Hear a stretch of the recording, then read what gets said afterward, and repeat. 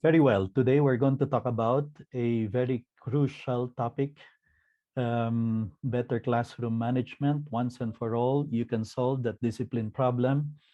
We find this very important. Number one, because how can you teach for character if you're the kind of teacher who shouts, screams, yells at the students? No, because we know that we have such kind of teachers. Not you, but you have heard of teachers who, to be able to get the students to do what they want them to do, they will have to resort to shouting, screaming, yelling, getting angry, getting upset. When really there are many strategies that you can use in order to get the students to do what you want them to do without even having to resort to shouting, screaming, yelling, getting angry. Okay, and the other reason is because sabi ng research, um, many teachers leave the profession because of failure in classroom management. Okay, because nga naman, it's tiring. It's tiring to have to repeat. John, sit down. Joanna, stop talking. Julius, look at the board. Stop sleeping. Wake up. Pay attention. Sit up straight. The eyes on the board. Those things get you very, very tired and upset. When really there are many strategies to be able to get John to sit up without you even having to call his attention, without you even having to say anything. I'm going to teach you those strategies. Our source for this session today is Dr. Harry K. Wong. I invited him to Manila. He's number one teacher trainer in the world, thanks to his book, First Days of School, which has sold more than 5 million copies. And it's the best book you can ever find on classroom management. Okay. I mean, if there is only one book you will buy on classroom management, it's got to be the book of Dr. Harry K. Wong. So I brought him to Manila and he spoke to 7,000 teachers from all over the Philippines, 4,000 in the morning, and then another 3,000 in the afternoon in SMX around 10 years ago. And so we're going to look at his strategies. As I said, this is the resource that we will use for today's session, First Days of School, How to Be an Effective Teacher by Harry and Rosemary Wong. And later I'm going to tell you how you can actually get hold of a copy, digital copy, at very, very cheap price. When he came here in 2011, I had to pay he and his wife um, 1 million pesos just for a one-day session with them. And aside from that, we had to pay them for business class round trip ticket from San Francisco to Manila. But no problem, no need to bring them back and spend another million. I'm going to share with you some of the highlights of the strategies of Dr. Harry K. Wong. Now, sabi ko, research says many teachers leave the teaching profession because of failure in classroom management. Because if the teacher is not able to manage the class properly, then poor teaching is happening, bad teaching may even be happening. But sabi niya sa book, sa libro niya, maybe there are other reasons. Here are other warning signs of bad teaching. Okay? Let's focus on classroom management later, but let's make sure we don't fall into any of these warning signs. Number one, if the teacher has little knowledge of the subject matter that he or she is supposed to be teaching, bad teaching is happening there. And unfortunately, sometimes this is unavoidable in some schools. Ano? Di ba? Minsan, nagbukas na yung school year and then biglang may nag-resign na teacher. So here comes the principal telling you, Mrs. Reyes, alam ko ang specialty mo English, pero nag-resign si Mr. Batumbakal, yung math teacher. Can you handle his math subject meanwhile, while we're looking for another teacher? So here's poor Mrs. Reyes, an expert in English, suddenly having to teach math which is not his field or her field. Bad teaching may be happening there because the teacher has little knowledge of the subject matter. So that's one warning sign. Here's another one: lacks basic academic skills. Even just basic thing of communication, expressing himself, herself clearly. If you have problems with that, then bad teaching can be happening there. Here's another one: holds low expectations for students. Yan. And sometimes, unfortunately, you hear of teachers who are like that, no? Yung parang ang baba ng tingin sa mga estudyante. Um, and then, here's one of the worst things you can say as a teacher on day one. You look around the classroom or you look at the students in the Zoom room and you say, class, kalahati sa inyo rito babagsak. Chances are you're going to be prophetic. Um, Holds low expectations for students. Bad teaching will be happening there. Number 4, makes little effort to maintain discipline. Yan. Kaya minsan meron kang estudyante who will complain, hindi ko nga marinig yung lecture ni ma'am eh. Ang ingay ng klase namin, and she cannot control the class.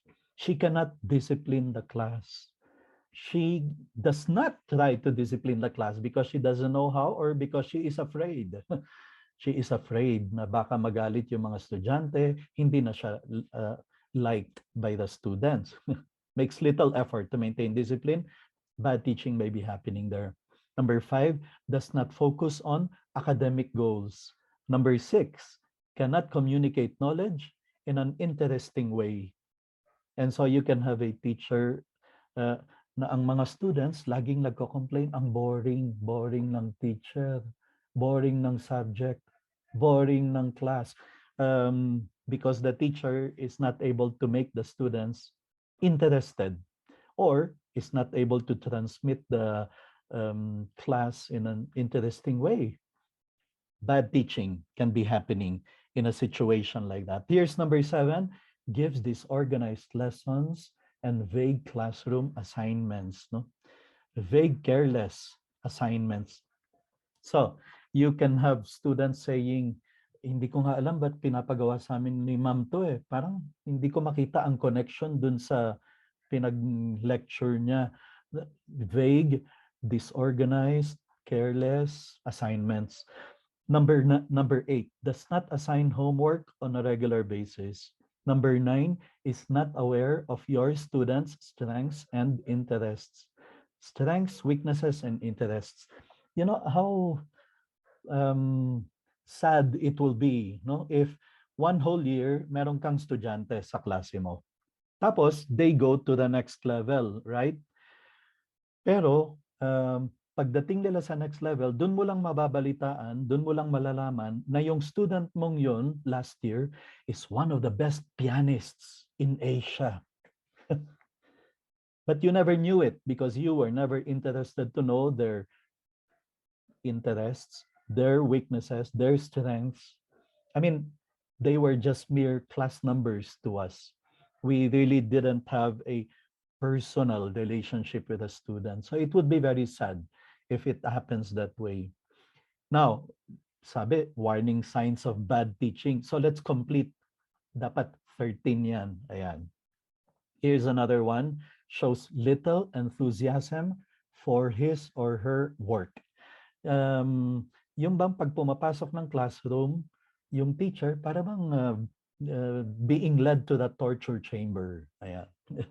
And worse, she will say things like, alam nyo class, kung if only I have a choice, I don't want to teach you. I don't like to teach. Ay, little enthusiasm for her work. Parang makikita mga estudyante, employment lang pala ang habol ni ma'am. Not to make a difference, not to mold minds, not to form character, not to raise young people to become the little enthusiasm for our work. Number 11, belittles students' efforts. Number 12, shows no interest in communicating with parents. And number 13, exhibits unsound character or unprofessional behavior. This past week that we have been talking about forming character, molding minds, We've repeated it many times, right? That the most powerful way to form character, to teach character, is through the example of our life. That the students see us as men and women of character. Then they too will pick that up. They will pick up the good habit, the good habits, the good traits, the good character. But if we show them bad character, then we are doing the exact opposite. We are deforming minds, deforming character, deforming. Sabi natin in one of the talks, I think that was 2 days ago, from Hal Urban. Hal Urban says, what you permit, you promote. What you permit, you promote. So if you're permitting bad character, disrespect, dishonesty, lack of professionalism, then you're promoting dishonesty, lack of professionalism, etc. What we permit, we actually promote. Okay, so um, here are the top 3 traits of an effective teacher. Sabi ko kanina, if there is only one book you're going to buy on classroom management, it's got to be Harry Wong's First Days of School. If there's only one magazine you're going to subscribe to as a school, it's got to be this, Educational Leadership, one of the best available materials for teachers, where they put together some of the best studies, research done about teaching, learning, education.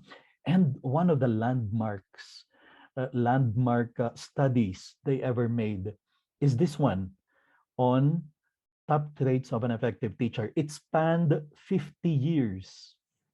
They interviewed thousands of teachers and students, asking them simply, what were the top traits of the most effective teachers you've ever had?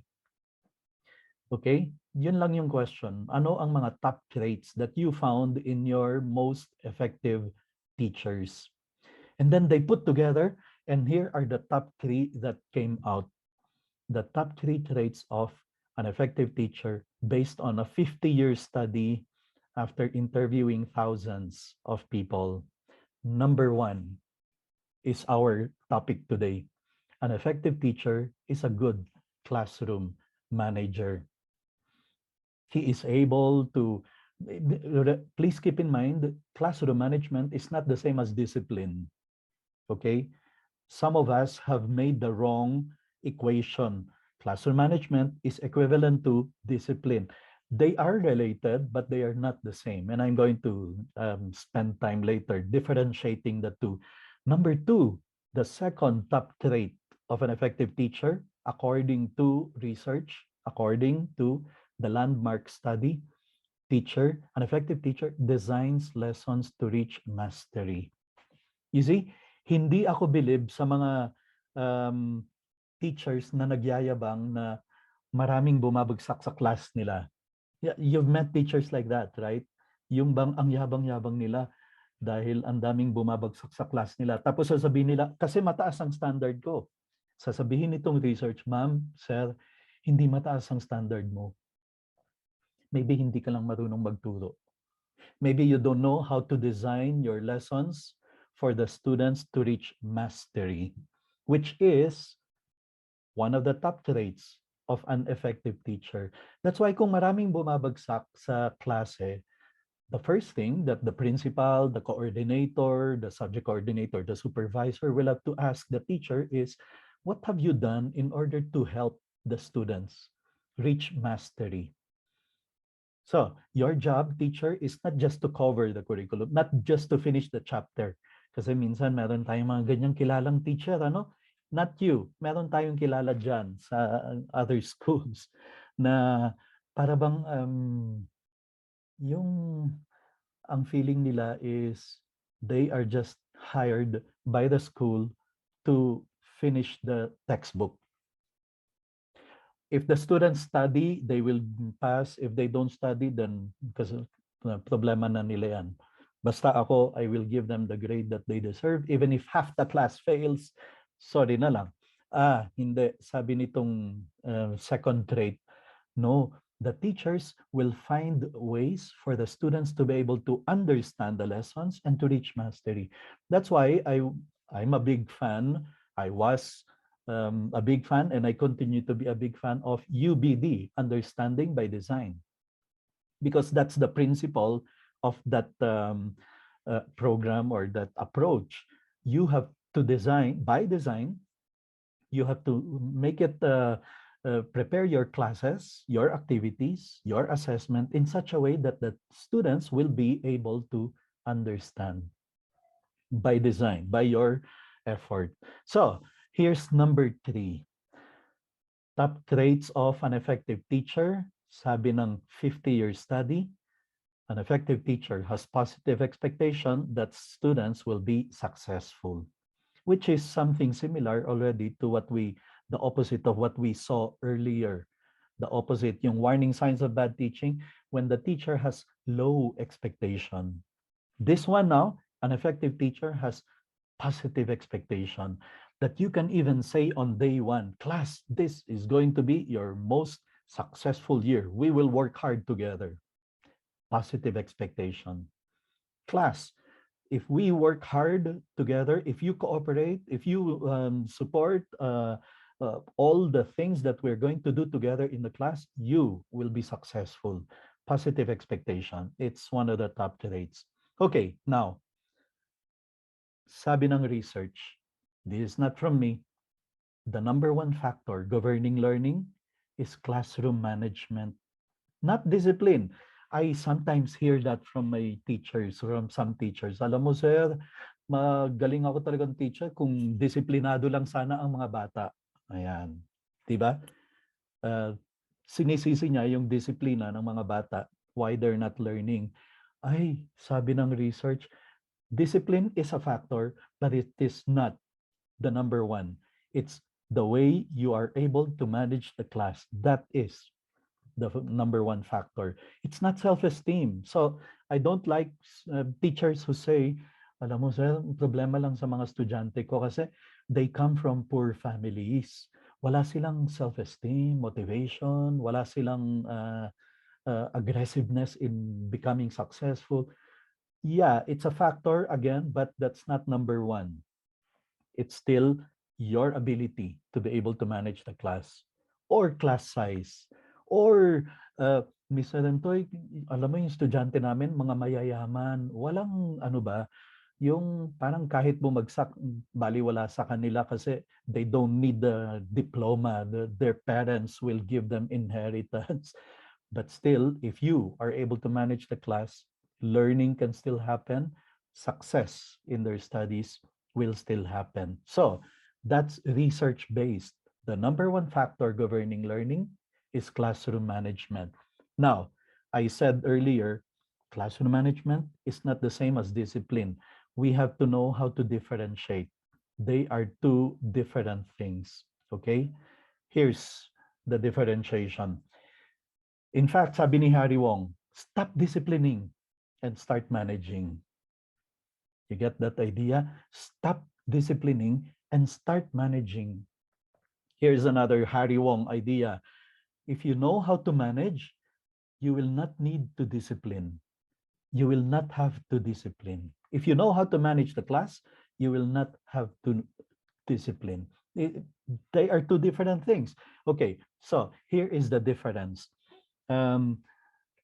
Stewardesses don't discipline, they manage inside the airplane. They don't discipline, they manage. So, what do you see, for example, kahit anong eroplano ang sakyan mo, Cebu Pacific, Philippine Airlines, United Airlines, Air Asia, any airline you enter, what do they do before takeoff? They review first the procedures, okay? And whatever airline ang pasukin mo, pare-pareho ang procedures. They review it before takeoff. So, in any airline, kahit na anong pasukin mo, pare-pareho yan. What they announce it, open the window shade, close the table in front of you, straighten the chair, fasten your seat belt, Turn off your cell phone or put it to silent mode.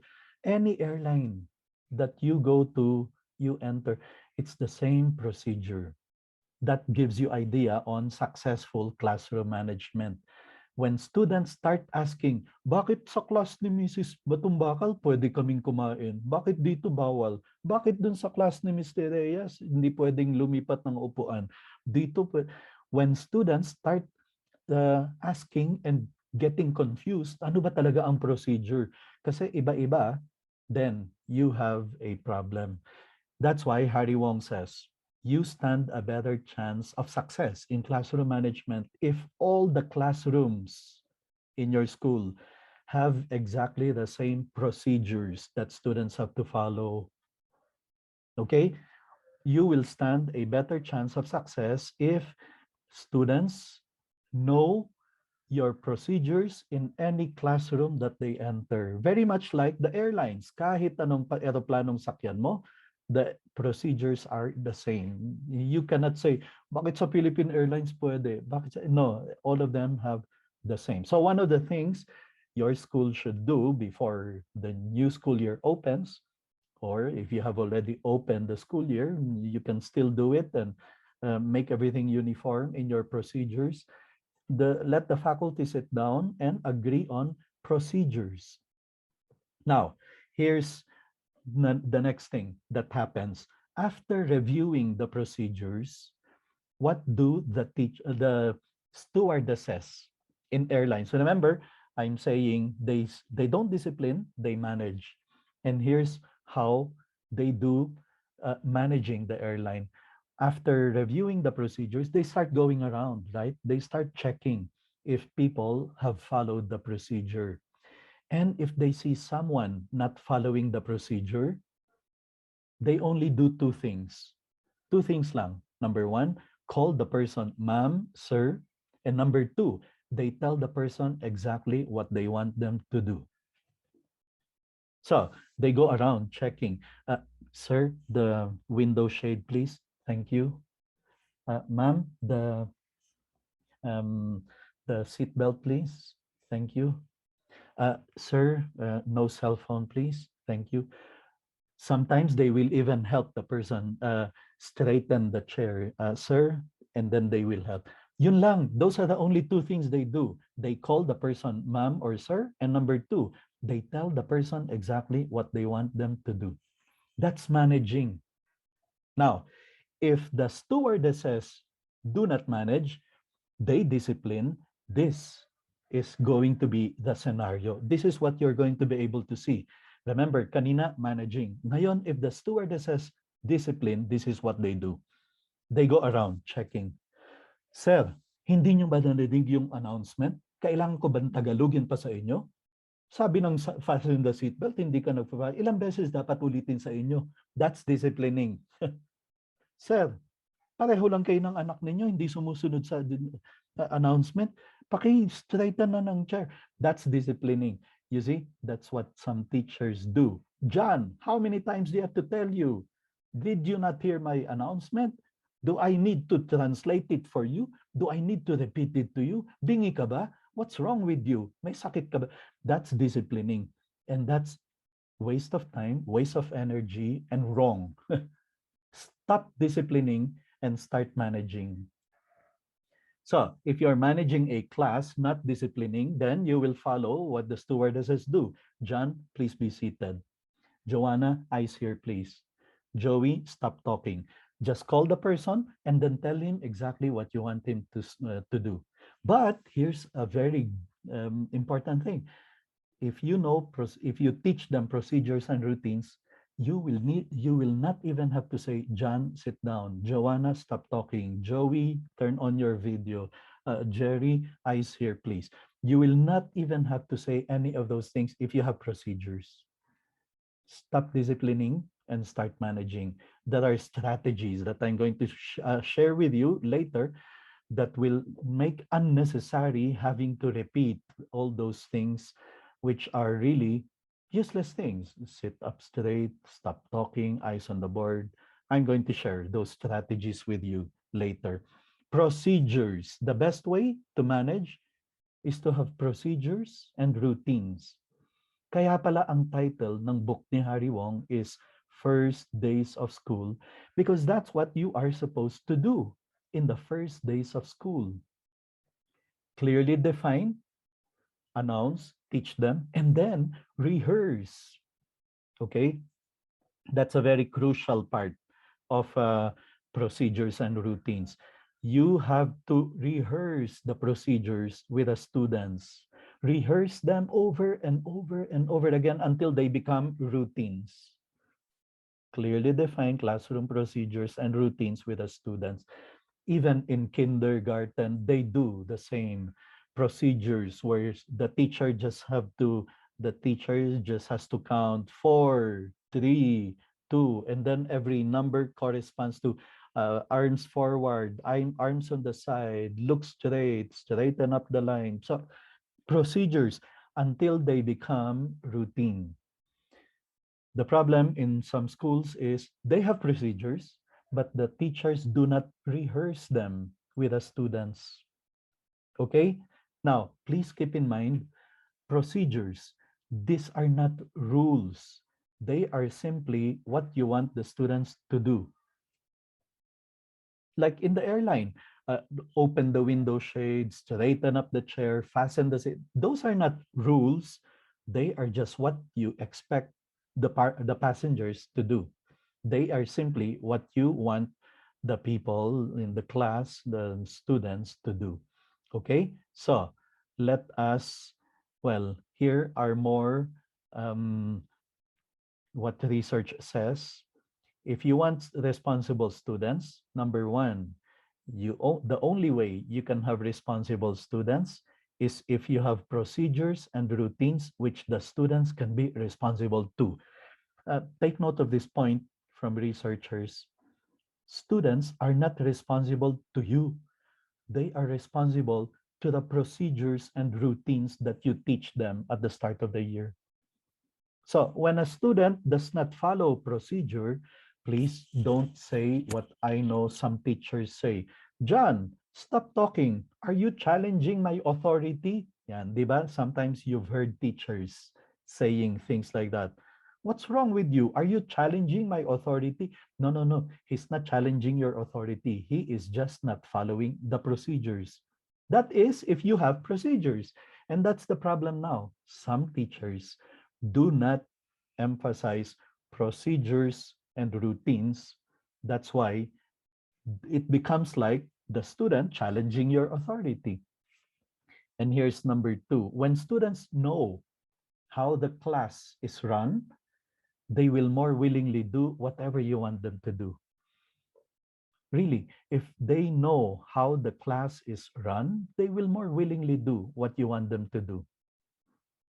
But if they don't know how you run your class, then they will not know also um, how they are expected to behave.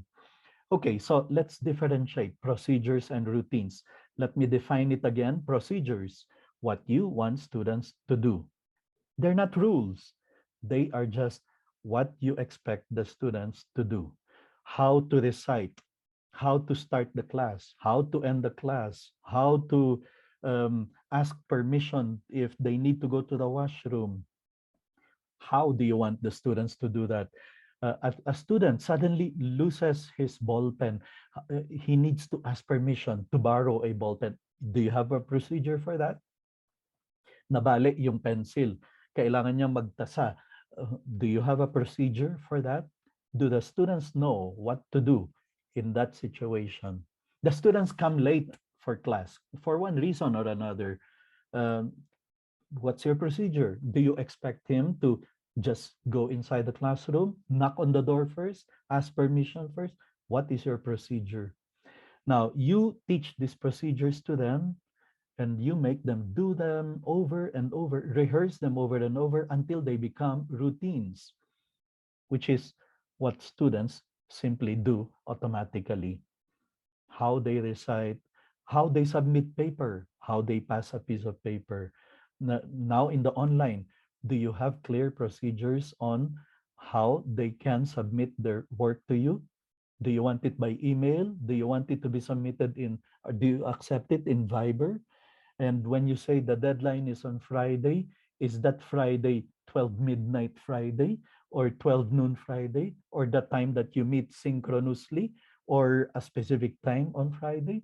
Did you announce it clear to them that when they submit by email, the heading or the title should be their name or the title of the work, or that you want them to put there as a procedure, output number one, and then the title. What is your procedure? If you don't have procedures, then students will submit walang heading. Students will submit late in the afternoon, not during the time you want them to. So procedures, and then make them do it over and over until they become routine. That is the key to getting them to do what you want them to do. Have procedures and routines. Now, let me give you, um, okay, the number one problem in the classroom is not discipline, it's the lack of procedures. Okay, how do you call the attention of a certain student na makulit without embarrassing him or her, and you know that parents can hear you? Well, call the attention in the sense of asking him to pay attention, to turn off the audio, or I really would not know exactly what you refer here. But I will get into that later, precisely on how to call the attention of a student without even having to call his name, without even having to get angry, without even having to say anything. That's one of the strategies I'm going to share with you from Harry Wong's Once and for All, You Can Solve the Discipline Problem. That's the second part later. Okay, so here are some samples of procedures that you should teach the students. Many of them, of course, in the face-to-face setup, but some of them continue to be valid or necessary in the online setup. Okay. Um, the book of Harry Wong has pages and pages of listing of procedures that you can teach the students, that you can rehearse with them over and over until they become routine. Remember, procedures are simply what you want students, what you expect students to do. Therefore, you can have as many procedures as you want for as long as you teach it and you rehearse it, and rehearse over and over until they become automatic routine. They're not rules, okay? So, for example, passing in papers, I already mentioned, when you ask the students to submit, did you make it very clear to them that it's got to be by email? Did you tell them that the procedure is dapat ang naka-heading, naka-title sa email is the well, um, the description of what they're submitting? Do you ask them to pass it as an attachment, or do you want the whatever it is? Make it very clear to them so that they will do it automatically next time. You will not have to complain later on and keep on telling them, somebody submitted, I could not determine what assignment that was. No, if you have procedures clear there. Now, in the face-to-face setup, which, believe me, we will be back to that situation sooner than you can ever imagine, sooner or later, we will be back there. Harry Wong says many teachers make the very bad mistake of doing this wrong way of collecting papers. You remember the classroom setup of rows, and then the teacher says, okay, class, time's up. Stop writing now. I will collect the papers, pass the papers to the front, pass the papers forward, di ba? That's what many teachers say. Harry Wong says that's the worst way to collect papers, to ask the students to pass the papers forward. Because you know what happens when you announce that, when you say stop writing, pass the papers forward, are the students angels that they will really stop writing and they will really pass the paper? Of course not. Some of them will continue writing and will not stop until you say something like, Okay, come on, papers here, papers not here. At the count of five, I will not collect anymore. Ayan. You have to get mad, you have to get upset. Wrong. The other bad part of that is the people at the back are trying to pass the papers forward. But the person in front is still writing. He is not looking. He doesn't even see that the student behind him is passing the paper. Kasi wala sa peripheral vision niya eh. So what does the student have to do at the back? Ay kailangan hampasin niya yung estudyante sa harap niya. Uy, pass na raw, sabi ni ma'am. And you have three or four or five students like that, and the whole classroom erupts into chaos simply because you said pass the papers forward. Wrong procedure. Here's a better procedure, which I learned from Harry Wong, and I've always done it, especially if my classroom is the traditional classroom. May rows and then may aisle in the middle. And here's what I teach them, and we rehearse it at the start of the school year. Okay, class? When I collect papers, this is what I will say. At the count of five, all papers to the aisle. Okay? At the count of five, you see, you value time. You will tell them you cannot afford to waste time because it's precious academic time. And so I will only count one to five, okay? And then I will count five. You see, I will count five, four, three, two, one, not one, two, three, four, five, which can go to six, seven, eight, nine, 10. So I count five, four, three, two, one. When I say five, we rehearsed it. The people at the end rows, remember, there is an aisle. The people at the end rows, when I say five, they should have already given their paper to the person to their left, if the aisle is on the left, the people at the very end rows. When I say four, this next person now should have put his paper on top and should be passing the paper to the person to his left if the aisle is on the left, and so on and so forth. By the time I reach one, all the papers are along the aisles. I just have to walk down the aisle collecting papers. Thank you very much. Thank you very much. Thank you very much. Some teachers would rather die than say thank you very much, especially those who reach the point where the only way they can make the students do what they want them to do is by shouting, screaming, yelling, getting upset. I've seen exhausted teachers like that. The only way they could make the students do what they want them to do is by getting angry, getting upset. And so, thank you very much is so alien to their vocabulary. No, we have to find ways of being able to avoid a situation like that where we have to be upset just to get the students to do what we want them to do. It can be very tiring. Okay, so that's one strategy of Harry Wong, a good procedure rather than pass the papers forward. Here's another one, a strategy when teacher is tardy. This is classroom setup. Many schools don't have a strategy or a procedure. What happens if the bell rings and there's no teacher inside the classroom? Many don't have procedure. So what happens? The bell rings. There's no teacher. The classroom turns into a zoo. Students start making noise, jumping up and down like monkeys and gorillas. I mean, it becomes chaotic. Why? Because there's no procedure. I have a procedure. I learned it from Harry Wong. And here's the procedure. Class, if the bell rings and there's no teacher, here is our procedure. Class president and vice president, go in front of the class. You take over the order and discipline. Secretary, you will go to the office and ask, is Mr. Rantoy here? Is there a substitute teacher? There's no teacher in our classroom. That's our procedure, okay? And then we will rehearse it. I will tell them, pretend that suddenly the bell rings and there's no teacher. And then you will see the class president and the vice president, and they do it automatically because we would rehearse it over and over.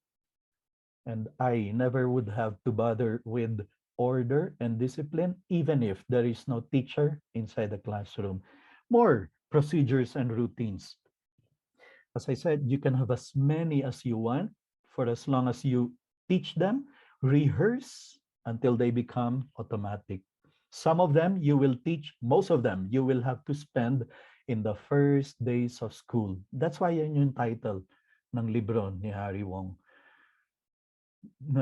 It's not a waste of time, even if you just spend the first 2, 3 days of the school year just rehearsing over and over your procedures. Because after that, for the rest of the year, everything will be simply procedural, routinary.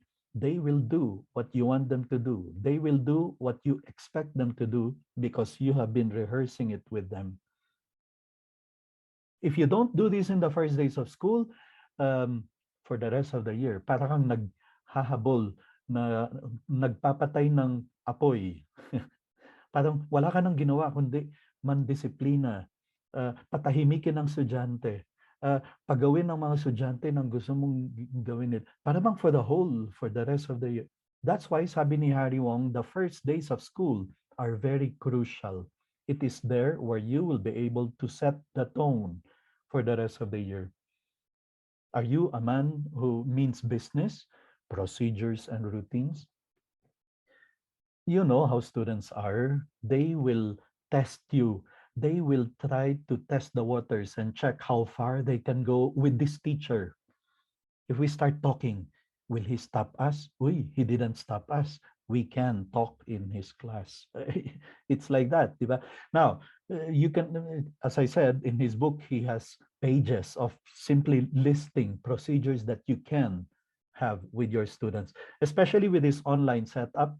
It's one of the things that you teachers should sit down together to discuss, to agree what will be our procedures, how will we ask them to submit, how will we ask them to, when it's synchronous class, and we announce class is 8 a.m. Is our procedure simply that they log in at 8 a.m. or that they log in at 7:55 and I will check attendance at 8, and if you come in after 8 you are marked late, etc. What is our procedure? Now, let me give you another concrete example of Harry Wong's good strategy for procedure of coming to attention. Um, in the face-to-face setup, this is very crucial, di ba? Because many times, this is what exhausts teachers. When you enter the classroom, you want the students to come to attention because you need to announce something or you need to start the class, but the classroom is very noisy, very disorderly, very disorganized, and loud. So what does the teacher have to do? Ay, kailangan lakasan mo ang boses mo para marinig nila yung gusto mong sabihin. You enter the classroom, it's disorderly, it's noisy. You have to shout, class, keep quiet, listen up. That's very tiring. Hindi pa rin tumatahimik kasi many of them don't hear you. What do? You bang your hand on the board. Hindi pa rin didinig kasi maingay talaga sa likod. Especially, you turn on and off the lights to catch the attention. Crazy. That's one of the things that makes you very tired, very exhausted because you don't have procedure. Here's the procedure, class. If I need you to keep quiet because I need to announce something, or I need to start the class, or I need to stop the paired discussion, because you do that every now and then, right? Get a partner and then discuss the answer to this question. And then at a certain point, you want to stop them now and get them to go back to their seat. Here's the procedure. If you see me, he called it salami. Salami. Stop and look at me. Salami. Okay, class, if I need you to come to attention, I will go to the middle of the room and calmly raise my hand. When you see the teacher raising his hand like that, it means stop whatever you're saying, even if you're in the middle of the sentence, and look at the teacher. If you see your classmate looking the other way, tap his back or her back and point to the teacher, salami. So let's rehearse, get a partner, discuss what I did last summer, and then wait until I will get your attention. So they get a partner, they start talking. When the noise level is very high, you go to the middle of the classroom and calmly raise your hand. In a count of five or less, usually you would have the whole class keeping quiet if it is a routine already. Now, some of them will not get it right away. Don't get angry. John and Joey will still be talking kahit nakaganon ka na. Don't get angry. Just have to say, John, Joey, what's the procedure, please? And then they will keep quiet. Thank you. Let's rehearse it again, class. Get another partner. Share with the partner what you did last summer, and then wait until I will do the procedure of getting your attention. So they do it again, and salami, stop and look at me. And if it is um, automatic, really, in the count of three, it's they will do it. I was amazed one day. I was invited to speak in St. Paul's Pasig to 1,000 students of St. Paul's school system throughout the country. I think there are 52 St. Paul schools around the Philippines. And the journalists, campus writers, spent 1 week there for leadership and journalism seminar. And I was asked to give one of the sessions on leadership and also on journalism. And there were 1,000 people, 1,000 students from all over the country, excited, very noisy, very loud, very boisterous, because they're very excited to see each other. And then suddenly, Sister Dedicacion went up to the stage and calmly raised her hand. And in a matter of 3, 4, 5 seconds, the whole auditorium, packed with 1,000 young people, energetic and vibrant, suddenly all kept quiet. They know the procedure. It works. It works. No need to shout, keep quiet, stop talking, eyes here, listen up. No need to tire yourself out. Now, here's another version of that, because sometimes I would tell them, okay, get a partner, and then you can sit wherever you want in the classroom. You can sit there at the back. You can sit there behind the table, and I will give you time to discuss. Of course, salami will not work because many of them are not looking at you. Here's the other method, the bell method. I would have a bell, and then I would ring it. Ting! Class, when you hear the bell, I will count 3, 2, and 1. By the time I reach 1, I need everybody to stop whatever you're saying, even if you're not, even if you're in the middle of the sentence. No need to stand up, just look at the teacher, because I just need to make an announcement. Okay, let's try it. You can go there at the back and rehearse it over and over until it becomes a routine. Okay, now you have to have certain ways of being able to do a procedure like that in an online setup. Now, remember, they can only see you and hear you, but they may not be able to see your body language, your movements like that. So you will have to say something like, okay, class, our procedure in the online class is, if I say, okay, I will count 5, 4, 3, 2, 1, it means stop whatever you're doing. And if you're talking, put yourself in silent mode or turn off your audio or simply keep quiet. By the time I reach 1, I need everybody's attention because it's a very important announcement that I will have to make. Okay, 5, 4, 3. So they know already that when you're counting down like that, you are asking them for full attention. And that you, I don't know, maybe you can even make as a procedure, you want them to all turn on their video. You want to see all of them all at the same time, whether because we are going to start the session or we're going to end the session, we're going to do the opening prayer or the closing prayer, whatever it is. But you have a procedure that you want them. And then if somebody wants to recite or ask a question, what is your procedure? Do you just ask them to, ma'am, I have a question? Or do you want them first to type in the chat box, question, ma'am? That means she or he is calling your attention that he or she wants to ask something. What is your procedure? No need to get angry if suddenly a student starts asking, sir, I have a question. If you didn't give them the procedure, of course, the student doesn't know how to go about if he or she needs to ask that question.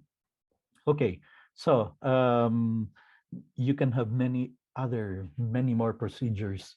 As I said, pages listing simply of procedures that you can have with your students available there in the book of Harry Wong. It's the procedures that set up the class for achievement to take place. I somehow tackled this yesterday when I was talking about classroom management, class advisory, especially when I talked about Rafe Esquith's economic system. I mentioned that that system will only work if you also, side by side with it, um, make sure that you are trying to make the students in your class reach sixth level of moral development. Okay? So this is especially for disciplining. Remember, Kohlberg tried to determine bakit nagpapakabait ang isang tao. Why will a person do the right thing or the good thing? Here's the lowest level.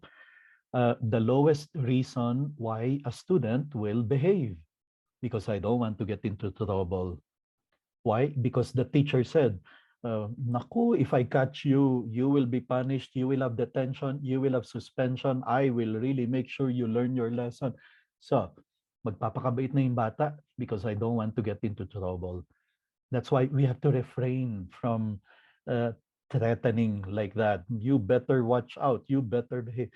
That's why I don't like schools that spend the first days of school reviewing with the students the policies on how to get detained, suspended, expelled, dropped from the rolls.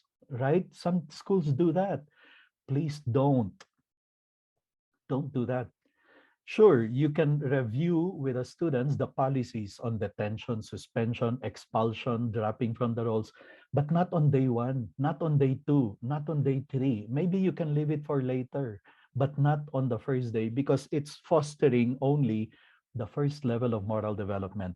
Here's level two. I want a reward. The student will behave kasi sabi ni ma'am, may reward.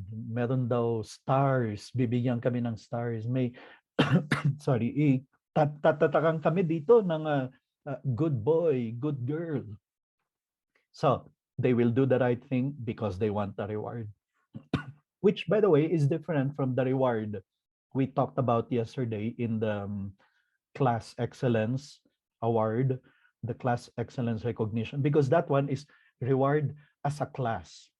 Pero ito, on a personal level, that they will only do the right thing if there is something in it for them. Now, the reason why it doesn't work is because, in real life, the truth is, minsan kahit anong ganda ng trabaho mo, the reward will not come. And will you therefore stop doing the good simply because there's no reward? No, we continue doing the good because it's the right thing to do, not just because we are working for a reward. Here's the third level of moral development. I want to please somebody. Minsan may ganyang estudyante kayo, di ba? Sip-sip. Yung magpapakabait kasi parang trying to win your favor. They just want to please you. Or some students study hard and really very hard because they want to please their parents. Well, that's already better than simply avoiding a punishment or getting a reward. At least may sort of empathy for the parents, for the teacher. But if you're just doing it to please somebody, medyo mababa pa. We can still do better in disciplining, in managing. Here's the fourth stage of moral development. I follow the rules. Minsan you will meet people like this, yung parang talagang stickler for rules. Yun ang sinabi sa policy eh. Yun ang sinabi sa handbook eh. But then sometimes these are the same people who are minimalists, no? Like sa faculty, dismissal time is 4:30. Yan, di ba? Aba, 4 o'clock pa lang, aali-aligid na dun sa bandy clock or sa yung para bang as soon as mag 4:30, cling dun sa relo, they're out. Biometrics, punch in. You cannot make them stay 1 minute longer because that's the rule. I mean, they're not doing bad. They're just following the rules. But you see, in real life, sometimes we have to go beyond the rules. Sometimes we even have to break rules in order to do charity. I mean, Jesus Christ broke rules of the Jews. Bawal sa kanya to perform miracles on a Sabbath. That's one of the things they accused him of, di ba? Curing a leper on a Sabbath day. Diba? Teka muna, that's your rule. But charity above all, you're not going to leave this person suffering simply because, oh, that's the rule. Bawal. No, sometimes we go beyond the rules. There is more to life than simply following the rules. But this is already better, di ba? Than 1, 2, and 3. Here's number 5. Why are you behaving properly? Because I have to be considerate of the teacher who is putting in the sacrifice to be able to teach online, even if it is hard. I have to be considerate of his sacrifices, of her efforts.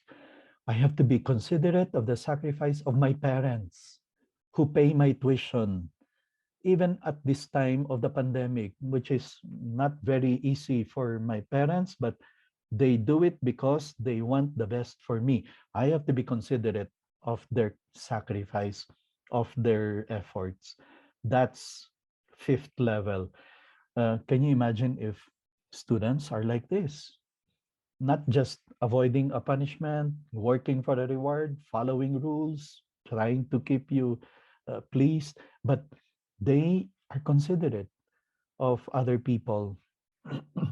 But the highest level of them all is this: I have a personal code of behavior and I follow it.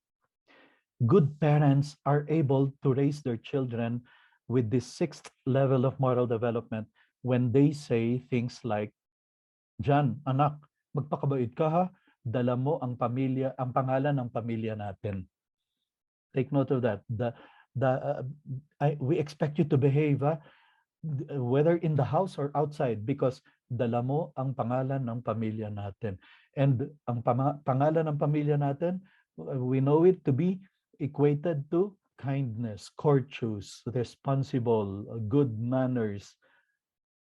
Ibig sabihin, naturo na ng mga magulang sa anak nila ang ibig sabihin ng ating code of behavior. Not because I'm going to punish you, not because I'm going to reward you, but because you carry the name of the family. Now, schools should be able to say the same. Class, please behave, whether in the classroom or online or in the out there, because you're carrying the name of our school. Ibig sabihin, napaliwanag na natin sa kanila what it means to be a student of our school with core values, with high standards of goodness, kindness, morals. And that is how we should be disciplining our students. We should be able to say things like, okay, guys, we're going to go to the assembly in the auditorium. I expect best behavior, not because I'm going to punish, not because I'm going to reward, but because you're carrying the name of our class. I don't want people there thinking that our class is walang disiplina, walang respeto, discourteous, no courtesy. No, I want you to make sure you give our class a good name because we have a personal code of behavior and I follow it. Okay, so those are the 6 levels of moral development.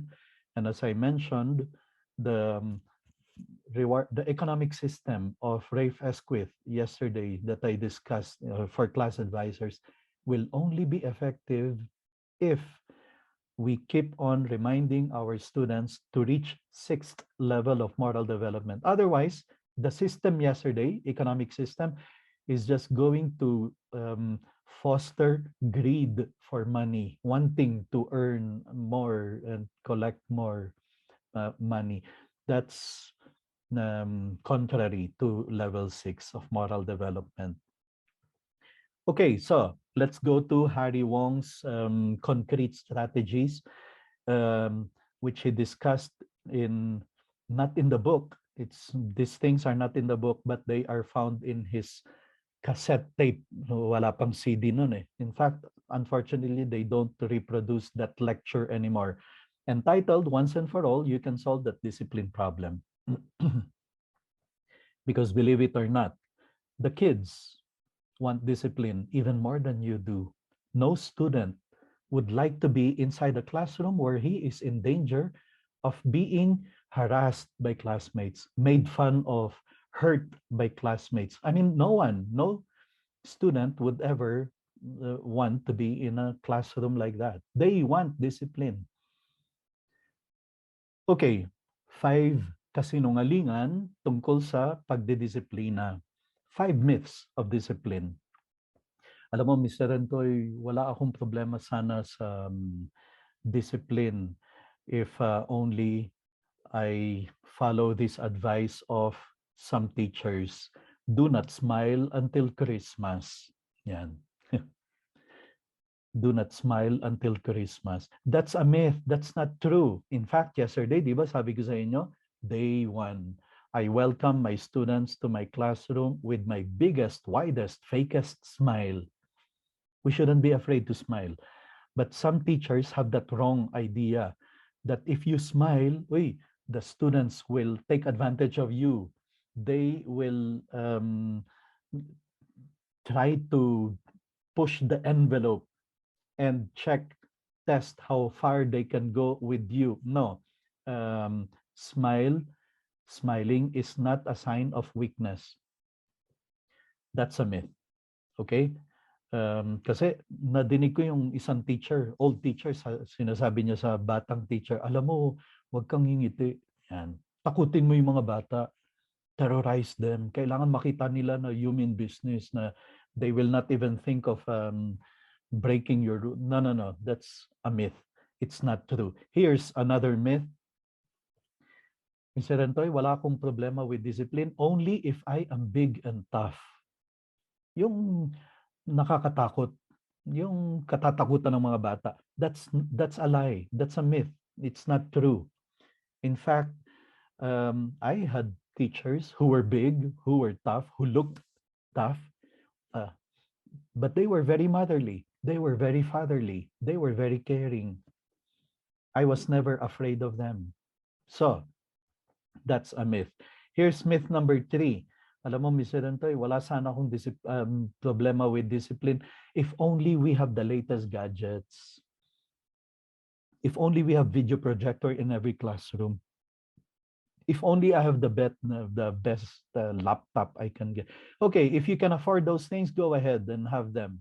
But they are not what will solve the discipline problem. Okay, that's the point. That is not what will solve the discipline problem. I was a consultant to an international school.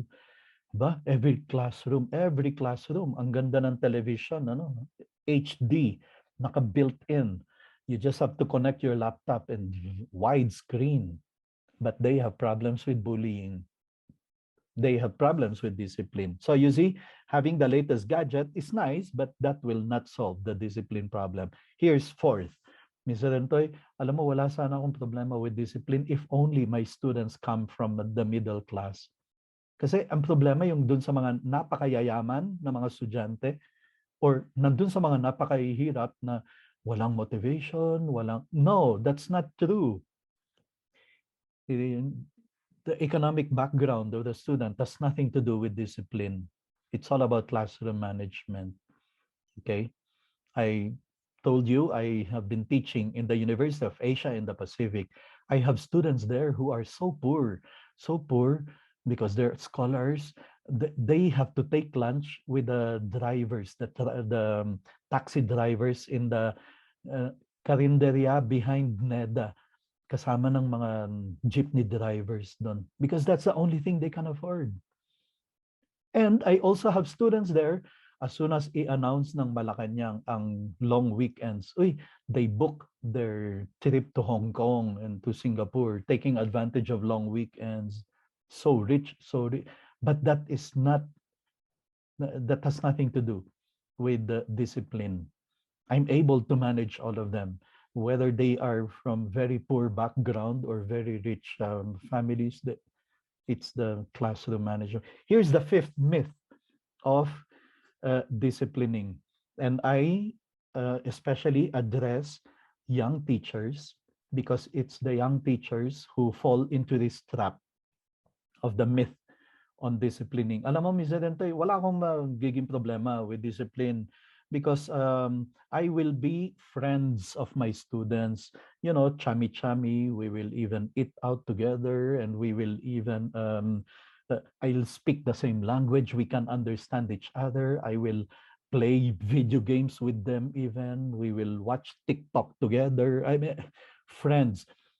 That's a myth. In fact, we need to tell young teachers, hoy, you're not meant to be friends with your students. You are meant to be a role model to them, not a friend. And so this thing of trying to be chummy with them and speaking their language, trying too hard to be cool, to appear chill and cool with them I've seen teachers who are like that. Para bang tumatakbo sa popularity contest, trying too hard to be liked by the students. They end up looking pathetic at a certain point. And in fact, many of the cases I've seen like that end up tragically. The students get confused.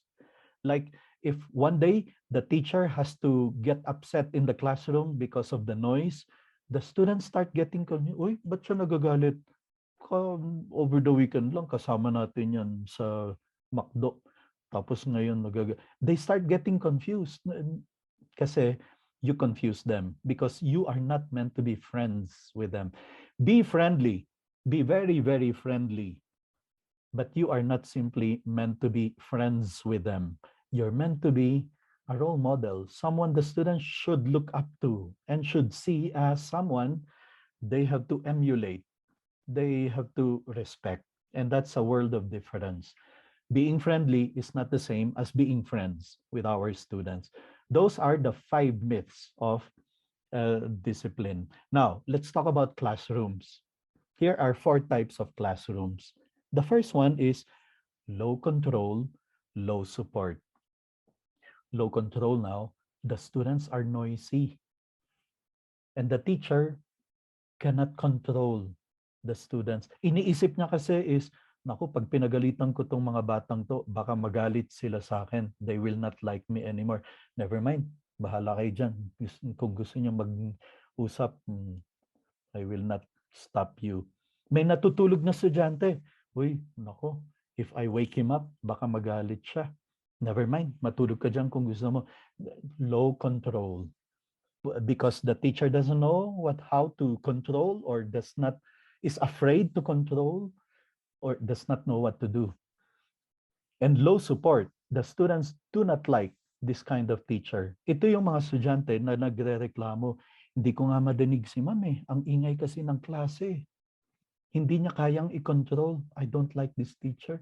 Bakit pa kasi siya ang naging teacher natin? Sana doon na lang sa kabila. Stricto raw ang teacher, pero at least matututo tayo. And you are going to produce a bored classroom. Students say, bakit pa kasi kailangan natin pag-aralan tong subject? Bakit kailangan pa kasi siya ang teacher natin? Bakit kasi siya pa dito sa section? Sana doon na lang. Bored. Here's another classroom. Low control, high support. Low control now, you want to eat, go ahead. Just make sure walang teacher na makakakita sa'yo, ha? You want to use your cell phone kahit bawal, go ahead. Just make sure the principal is not passing by or does not see you, or the low control will not control the students because parang trying to be liked. May mga ganyang teachers, ano, minsan para bang tumatakbo sa popularity contest, trying too hard to be liked by the students, and so they have low control.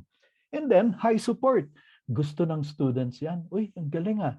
The teacher is cool, is chill. We can do whatever we want. We can even eat. We can even use the cell phone. And very, yan. But you see, not all students are the same. Some are very mature and they can see through the teacher. Itong teacher na to, parang trying too hard to be liked, to be popular. May favoritism pa nga siya eh. Yan. The students are able to read through a teacher and you end up producing a frustrated classroom. You know, in both cases, syempre, ang kawawa, yung estudyante, ano? Yung mga bata. Here's the third kind of classroom now. High control, low support. High control now. Sit up straight. Stop talking. Eyes here on the board. Don't smile. What are you talking about? Keep quiet. Inhale. Exhale. Ayun, yung para bang lahat na lang gustong i-control. Ito ang tawag natin dito, terror teacher. Terror. Yung high control. Pero alam mo, parang minsan pag pumasok ka ng classroom ng terror teacher, parang it works kasi napakatahimik ng mga bata. Parang sementeryo. Parang lahat patay. They don't even want to recite because they're afraid of making mistake because the teacher is terror. Low support. The students don't like that kind of teacher. In fact, they want to be able to get back at the teacher. They become revengeful. Kaya minsan pagka school-wide assembly, pag nabanggit ang pangalan nitong teacher na to, ang mga estudyante, it's a kind of hiyawan or tawanan na may meaning. Yung parang gusto nilang pahiyain yung teacher. Not that they like the teacher, but parang gusto nilang gumante. Revengeful. That's the kind of class you're going to produce. Yesterday, in the class advisory session, I showed you what it means to have high control, high support. You want the students to study and study hard and even get perfect? High control. They will. You want them to participate in Buwan ng Wika, declamation contest, spelling bee, quiz bee, they will, and they want to be winners. They want to win. High control. You want them to keep quiet? They will. You want them to participate? They will. You want them to organize initiative? They will. High control. And high support. The students love that kind of class because they know the teacher knows what he is doing, what she is doing. And of course, you're bound to produce a successful class. That's what we looked at yesterday, right? A successful class of Rafe Esquith, of Harry Wong, the class I showed you of my advisory, successful. Okay, so let us take a look. The discipline plan. Kanina, classroom management, which means procedures and routines. Teach the procedure, rehearse them over and over until they become routine. But it's good to have a discipline plan, which is not the same as classroom management now because this is about rules. Unlike kanina, classroom management is all about procedures. Now, here are 3 parts of the discipline plan.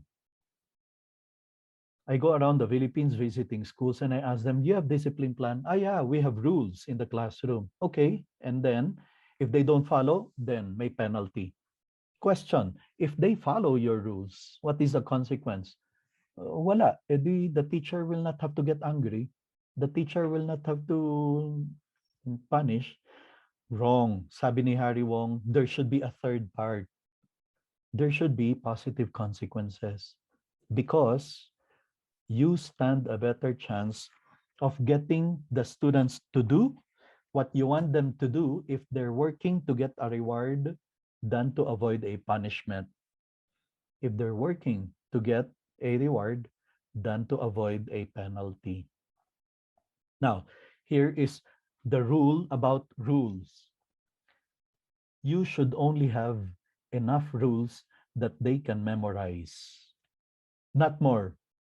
I mean, if they cannot even memorize your rules, how do you expect them to follow your rules? So there should be only enough that they can memorize. Ever since I learned this in 1992, I've always had only 3 rules in my class, whether it is in grade 4 or 4th year high school. 3 rules. No unnecessary noise, no unnecessary movement, come prepared for class. And then I explained to them the meanings of no unnecessary noise, no unnecessary movement, coming prepared for class. Okay, those are the only 3 rules. Now, I'm not saying you should follow this. I'm simply telling you this is what I did and it worked perfectly well for me. Again, I emphasize the procedures I announced earlier are not rules. They're simply what you expect the students to do. The rules, on the other hand, are like a dare. I dare you to break my rule. I dare you to not follow my rule. That's why there should only be enough that they can memorize. If they don't even memorize it, you cannot expect them to follow. Okay, the principle. Here are some samples of positive consequences. Some of them applicable to preschool, others applicable all the way to college even. I used some of these positive consequences to my college students in UANP. Okay, you can just take a look at this. So these are positive consequences. For example, I'm proud of you statement. It doesn't cost a thing. Um, in college, in UANP, I was teaching Latin, classical studies, and I would make them do reports and exhibits. And then one day they gave their presentation. At the end of the presentations, I said, you know, the presentations you did, how I wish we can present them in the other schools because they are fantastic. I'm proud of you. That's a consequence of their coming prepared for class. A pat on the shoulder. Yeah. So the some of these, as I said, applicable to preschool, others all the way to even postgraduate studies. Here are more positive consequences. Some applicable to preschool, others all the way to college. Now, let me highlight one, the visit to principal for special acknowledgement. Yan. Di ba? Parang, bakit ganun ano? May mga teacher, pagka galit na sa estudyante, biglang sasabihin, get out, go to the principal's office, now. Ayan. Di ba? Punta naman yung bata sa principal's office. And then the principal sees the person and says, oh, ba't ka nandito? Sasabihin ng bata, I don't know ma'am, pinapunta ako ng teacher. Kasi wala naman yun sa procedure. Pero ang iniisip ng teacher, para bang it's the worst punishment you can give to a student. Go to the principal's office. Now, tapos principal ang magagalit sa kanya. Sa, pagagalitan siya ng principal. Parang for them, that's the height of punishment. No. I bring students to the principal's office and I tell the Mr. Principal, these students were doing poorly last quarter, but now are even in the honors list. They deserve an acknowledgement. They deserve a pat in the back. They deserve a special commendation from you, Sir Principal, Ma'am Principal. That's a reward. That's a positive consequence. Okay? Now, here are some negative consequences, some samples of negative consequences. Some of them applicable to preschool, others all the way to college.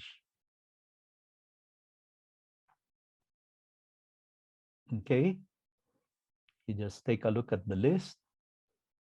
And yeah, some of them you've already been using. Timeout, detention, during recess, during lunch, di ba? More negative consequences. Some applicable to preschool, others to even to higher levels. Okay. And then some some negative consequences are already written in our faculty manual, students handbook, school policies, di ba? The policy on suspension, on dropping from the rolls, non-admission, non-readmission. So those things, we've seen them already. Okay, so those are just some samples of consequences. Sabi ni Harry Wong, there should be more rewards than penalties because you stand a better chance of getting the students to do what you want them to do when they are working to get a reward than to avoid a penalty. Okay, so let's see some concrete applications of this having rules, classroom discipline, discipline plan, classroom management. Here's the first. Sabi ni Harry Wong, dapat daw itong seminar for teachers on classroom management, dapat ginagawa raw to sa ballet studio where you have um, mirrors all around because one of the most effective tools or strategies that master teachers have. I mean, you notice sometimes master teachers, yung talagang excellent teachers, without saying a word, they can get the class to keep quiet.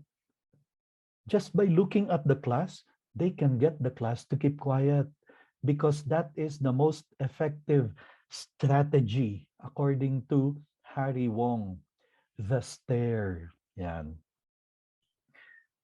Unfortunately, hindi natin nakikita yung mukha natin di ba? Kaya minsan hindi natin alam yung stare natin, yung pagtingin natin sa mga bata, yung hitsura natin, parang ang message na binibigay is, mga hayop kayong bata kayo, papatayin ko kayo sa impyerno kayo ng galit. Yung ganun, nakakatakot and it doesn't work.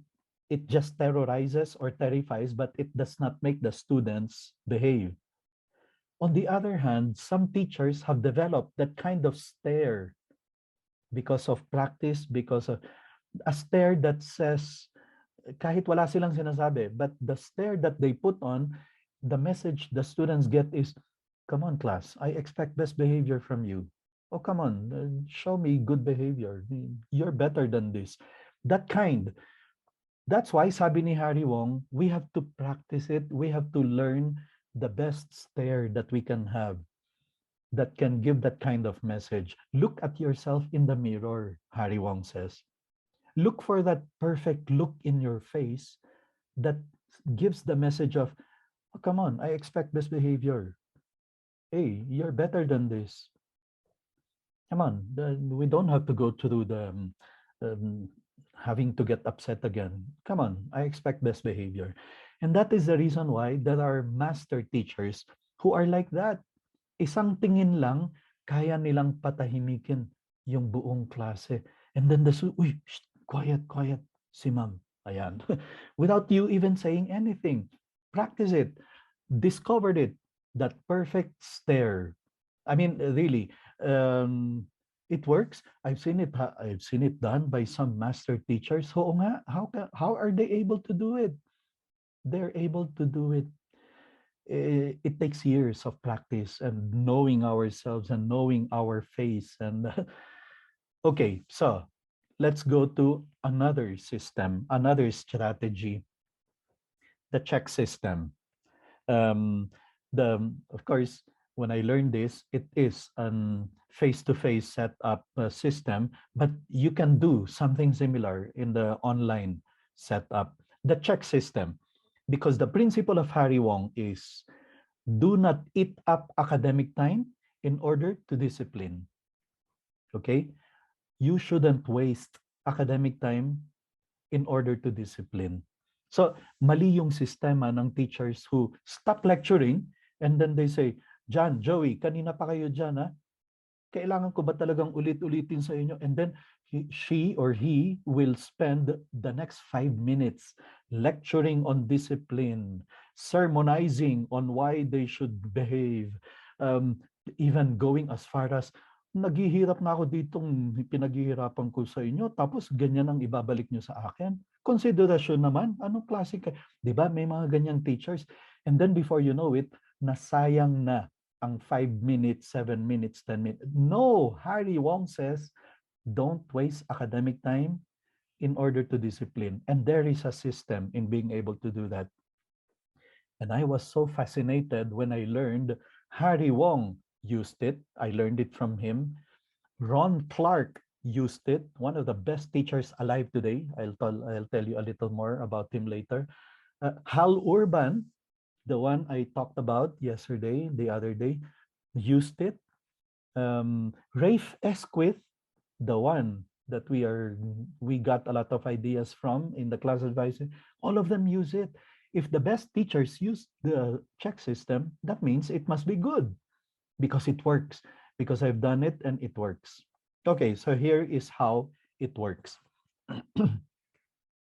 Remember, I'm going to discuss it with you as an face-to-face setup, and then you can study how you can do it on an online setup because it can be done using the check system.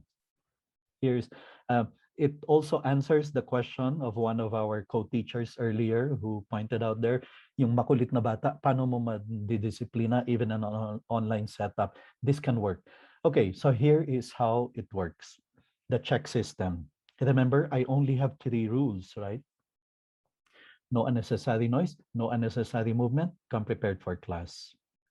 Now, if a student chooses to break any of my rules, then I will have to implement the check system. And here's how it works. Class, remember, ang principle, don't stop teaching in order to discipline. That's why we have the check system.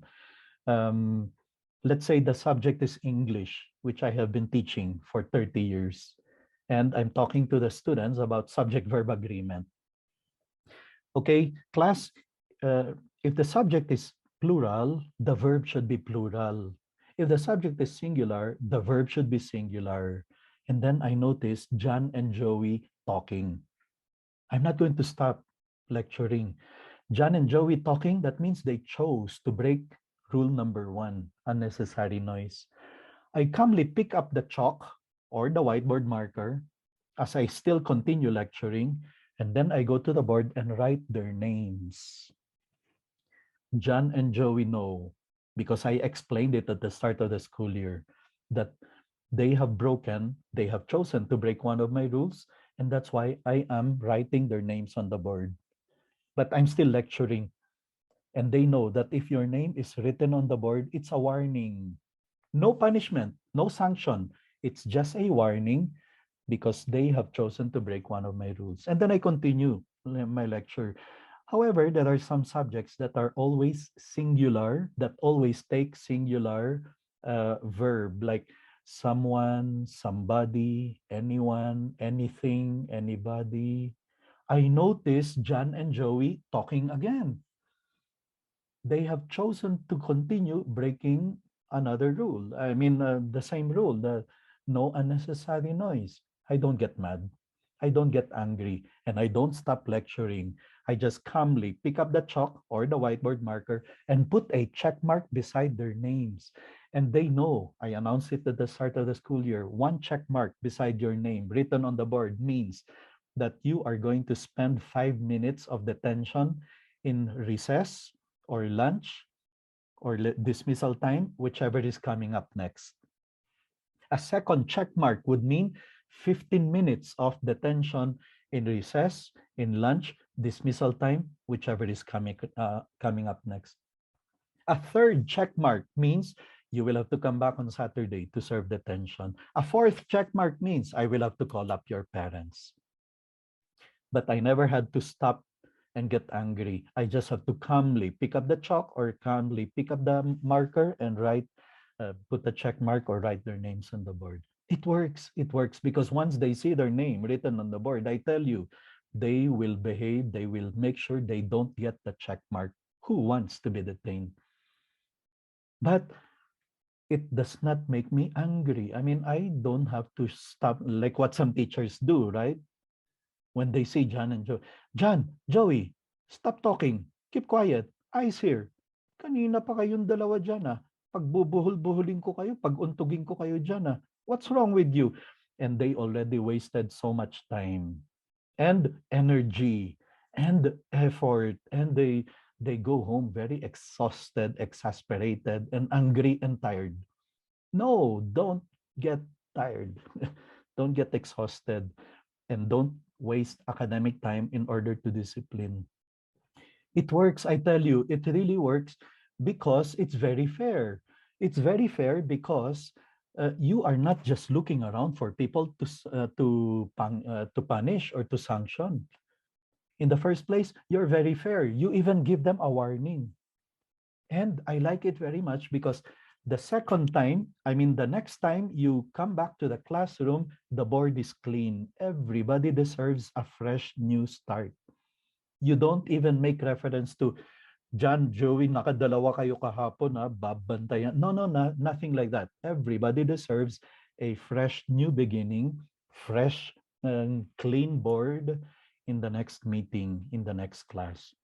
So you have certain procedures, you give rules in the online setup, and then you can take note of, I mean, by writing the names on the in the chat box. That's your first. Writing the name in the chat box with an asterisk, that's the first check mark. The two asterisks, that's the second mark. You can find ways of being able to apply it in the online setup, especially if you now have a different set of rules for online classes. What are the rules that you want to put in place, which again are different from procedures, merely what you want the students to do. It works. I mentioned Ron Clark, and I want to encourage you, if you are looking for something to inspire your teachers, please make them watch the movie, The Ron Clark Story. It's available in YouTube. If you cannot find it, email me in catalystseminar@gmail.com. I can send you the video, Ron Clark Story. It's a story of Ron Clark on his first year as a teacher in a poor community, and how he um, managed the class, disciplined the students, and turned them to become spectacular people, human beings who are driven to success. And he's so successful, he put up his own academy, Ron Clark Academy, in Atlanta. And every year, well, before the pandemic, thousands of teachers from all over the world would visit his academy in order to learn his strategies, his system, his educational philosophy. The movie is very, very inspiring, starring Matthew Perry of the TV series Friends, the Ron Clark Story. You can make the teachers watch it if you're looking for something to inspire them. Let's go to another strategy or another system, the stopwatch system. It's a reward system for the class, different from the reward that I talked about earlier, which is personal. So here is how it works. I've done it in Southridge with my students, in Northfield with my all boys students, in Bannister Academy, and it worked. So here's how it works. At the start of the month, I would have a stopwatch. Let's say each period is 50 minutes. Okay, that's the usual in the face-to-face setup. Now you can also have 30 minutes, but okay, in the face-to-face, we would have 50 minutes of class period. And I would tell the class on the first day of the month, okay, class, here's the stopwatch. You have 50 minutes of reward in my clock. It's a stopwatch that counts down. Okay, if I click it, it starts counting down, losing seconds from the 50 minutes. Okay, but remember, every time one of you chooses to break one of my rules, I will have to click it and you lose seconds from the reward. Okay, and then I will stop it only if I see the student already showing me that he will not misbehave anymore, or that he will do the right thing. Okay, so how does it work? Um, Similar to the chalk system, the check system. I'm lecturing subject verb agreement. If the subject is plural, the verb is, and then I notice John and Joey talking. This time I don't get the marker. I calmly pick up the clock and click it, and then it starts counting down. And I will not stop it until I see John and Joey giving me signs that, sorry, sir, we will not talk anymore. We will keep quiet. And I will stop it. John and Joey just made the class lose 5 seconds or 6 seconds because it took that much time for them to show me that they are sorry, that they will not talk anymore. I continue lecturing, and some subjects are always singular, like someone, somebody. Suddenly, Joanna stands up, let's say, breaking rule number two. She chose to break my rule number two, no unnecessary movement. She should have asked permission. So I don't get mad. I just look at Joanna and click the clock. And then I will see Joanna running back to the chair, and I will stop the clock. She made the class lose 3, 4 seconds from the reward clock. So it's just like that. Every time somebody chooses to break any of the rules, I click the clock and they start losing few seconds. Of course, you know what happens when I do that. I click the clock looking at John and Joey. The whole class will look at John and Joey. John, Joey, keep quiet. The clock, the clock. Yan. Joanna, sit down. The clock. Yan. Because they don't want to lose seconds from the rewards clock. Because at the end of the month, whatever is left there, or whatever minutes left there, let's say throughout the month, throughout the all the classes I had with them within that month, I had to click it a number of times because of students choosing to break one of my, and then let's say only 45 minutes left in the clock because 5 minutes were lost along the way because of one student or another. 45 minutes is left. I'm now going to give a menu of rewards for the class to choose from. 45 minutes of movie that we will watch related to the lesson that we are taking up, or 45 minutes of quiz B. We're going to split the class into two groups, and we will have quiz B. Questions will come from the lessons. 45 minutes of treasure hunt. 45 minutes of open notebook, open books in the next long test. Of course, I will have to make sure my questions are on analysis and synthesis, evaluation, higher order thinking skills. If they choose the 45 minutes of, you can open all your notebooks and books in the next test. Or I will not even hesitate to add 45 minutes of funny videos, funny movies we're going to watch, because the whole month I never had to stop lecturing. I never had to get angry. We were able to cover everything we needed to cover. And besides, it's a reward that they want to be able to get.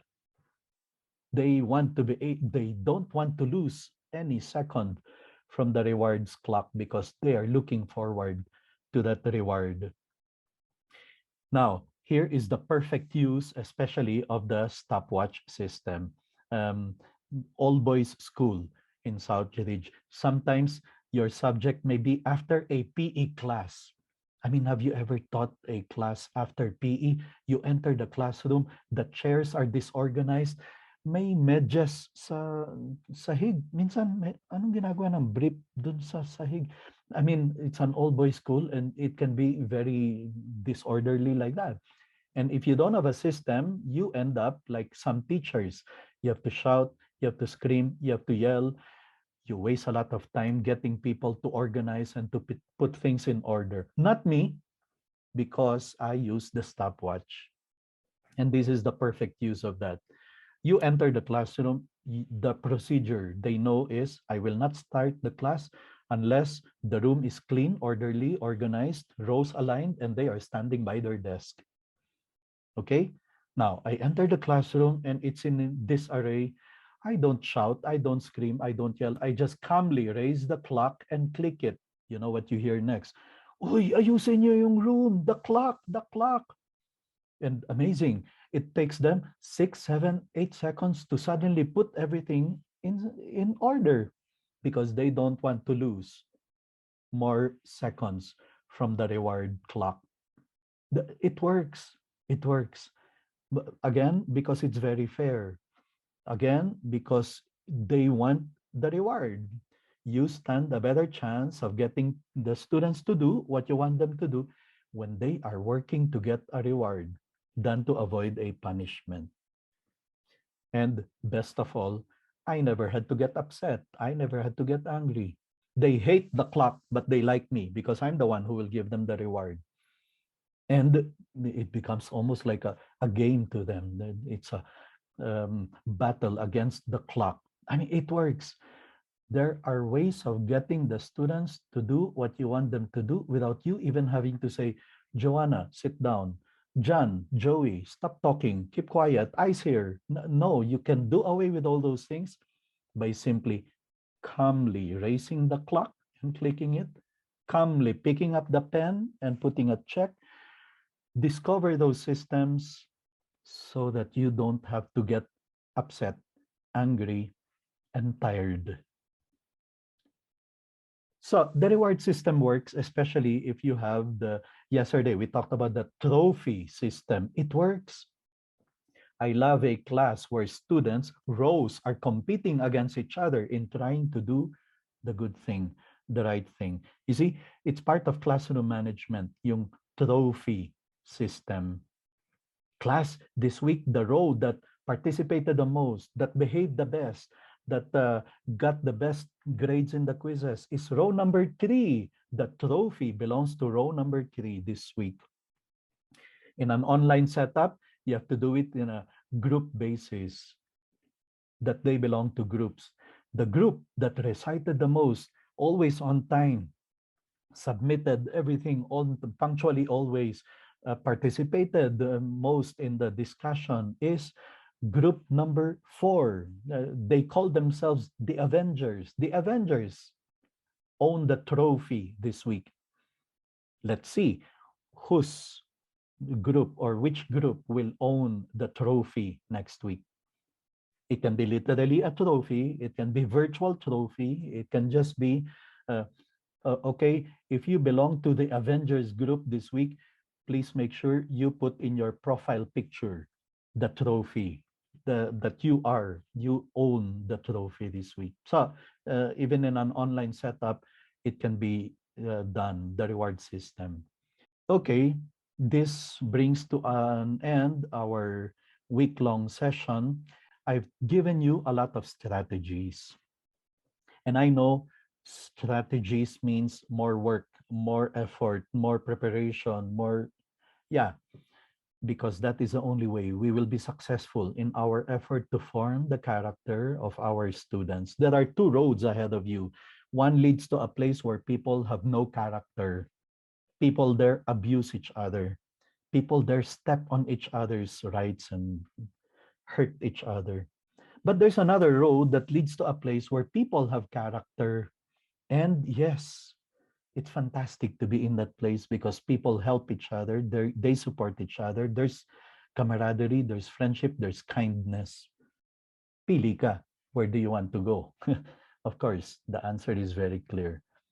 But that road that leads to a place where people have character means that we teachers, we adults, will have to work harder. We'll have to look for ways and means to develop good character in our young people. And that's what all this one whole week seminar has been all about. Let us learn those new strategies, new techniques so that we are more effective in forming the character of the young people because they need us now more than ever.